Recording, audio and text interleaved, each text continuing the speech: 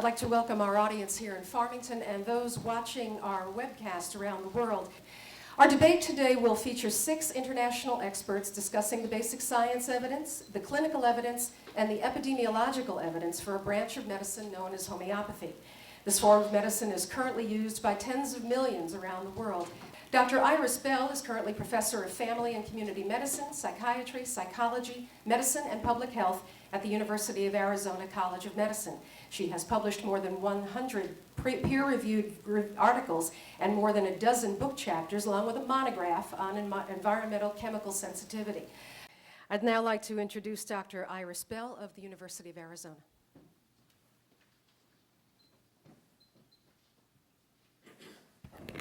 Thank you. Oops. Could somebody get me back to the beginning? There we go. What I'm going to talk about in my brief time is also supported by a bibliography that you received when you came in. I'm going to cover 3 main points. Preclinical and clinical studies demonstrate that there are biological effects of homeopathic remedies.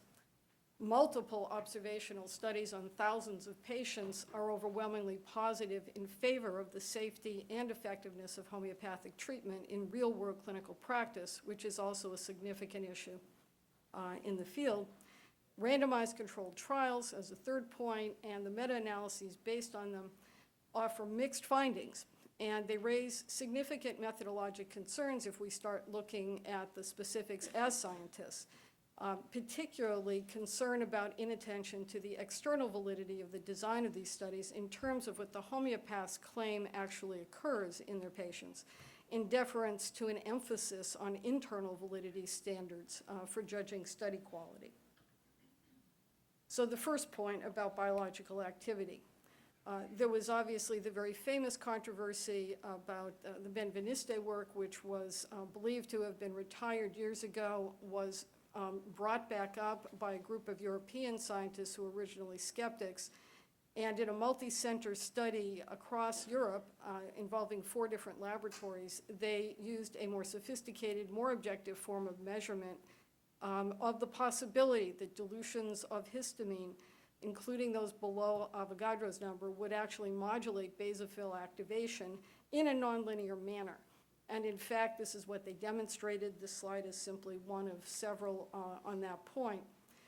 In other work, there have been development of models of thrombogenesis using ultra-high dilutions of aspirin prepared homeopathically, which involves also succussion. And again, a nonlinear dose-response relationship. We see a reversal of what we usually anticipate aspirin to do at the toxic level. Dr. Novella actually mentioned that there was no science behind the notion of the reversal of symptoms or a nonlinearity in the direction of symptoms.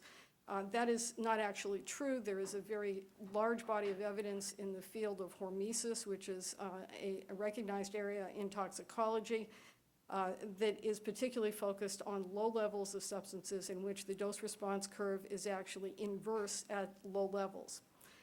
And so you can see the evidence that even aspirin prepared this way can have this effect. This slide summarizes only some of the various studies that are there. There are controls. The placebo effect presumably has much less effect in animals than it does in human clinical care. And you can see in situations ranging from experimentally induced paw edema in animals through experimental stroke, and so on and so forth, arsenic poisoning, which is actually a major public health problem in certain countries, and even liver cancer and just physiology such as EEG sleep stages. You can actually demonstrate objectively with controls that homeopathic remedies have activity.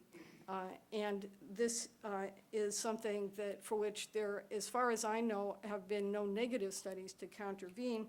Most of the people arguing against the plausibility or the validity of homeopathic care choose to ignore this entire body of literature. Another important point is if you look more closely at some of the negative studies, you find some very interesting phenomena. In this study, which was not actually a test of homeopathy, it was a test of homeopathically prepared dust mite, which was prescribed in what homeopaths would term isopathy. In other words, dust mite is really never a common remedy that homeopaths use in the treatment of asthma.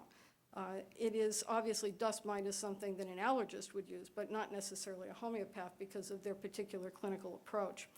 In any event, absolutely, this very large study published in the British Medical Journal demonstrated that after 16 weeks of trial, the clinical effectiveness of the dust mite remedy was not different from placebo.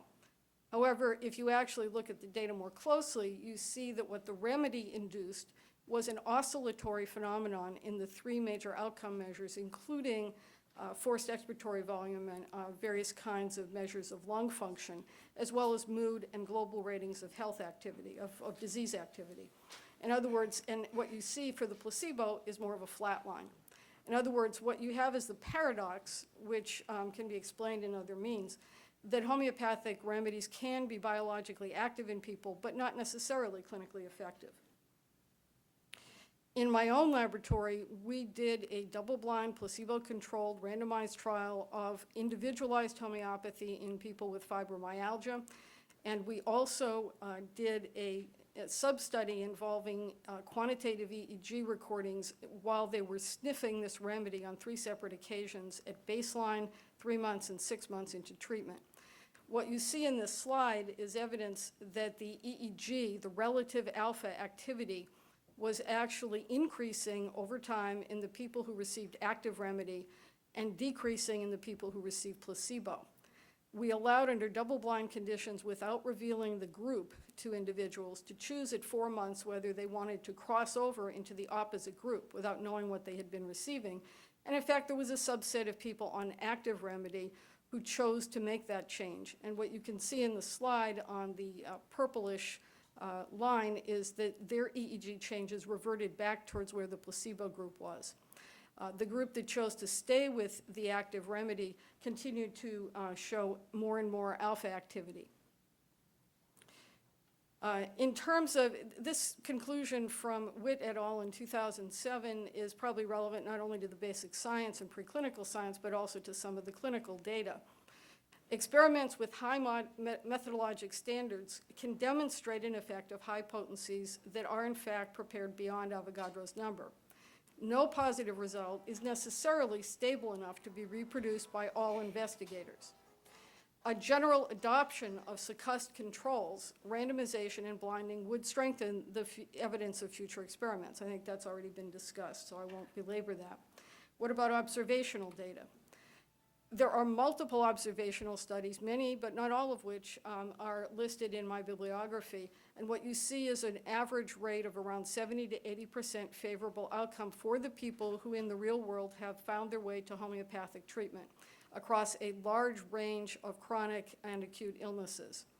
Generally, there is high patient satisfaction. The study that I don't have on this slide but cited by, that was done by Bicker et al.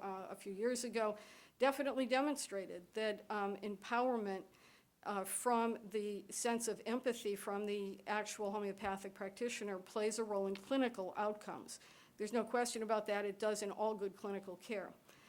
May I also point out that observational studies, while denigrated frequently by skeptics who prefer to focus only on randomized trials, has been addressed even in a paper in the New England Journal of Medicine, which you have cited down here on this slide, showing that well-designed cohort or case control observational studies do not overestimate treatment effects and therefore are valid to use as part of the body of evidence.